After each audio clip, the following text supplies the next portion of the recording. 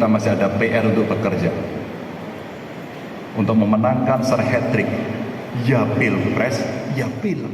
Gubernur Jawa Tengah yang juga bakal capres dari PDI Perjuangan dan P3, Ganjar Pranowo, menghadiri konsolidasi di Palembang, Sumatera Selatan. Ganjar menyebut Sumatera Selatan sebagai battleground. Ganjar mengatakan Sumatera Selatan adalah ruang kompetitif yang sangat menarik baginya di depan kader PDIP di Palembang, Sumatera Selatan. Kebangkitan kita, nggak bisa lagi kita menengok ke belakang.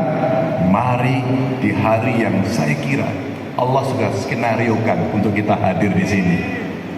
Saya sebenarnya diperintah oleh Mbak Yayu ada di 2 provinsi secara berurut. Tapi ketika hanya bisa salah satu, Mas Ganjar mau pilih yang mana? Sumatera Selatan. Sumatera Selatan. Ini adalah battleground, ruang kompetisi yang menurut saya menjadi sangat menantang dan sangat menarik buat saya. Hal itu karena dalam pemilu 2019, PDI Perjuangan berada di urutan 4 perolehan suara di Sumatera Selatan, di bawah Partai Gerindra, Golkar, dan Nasdem.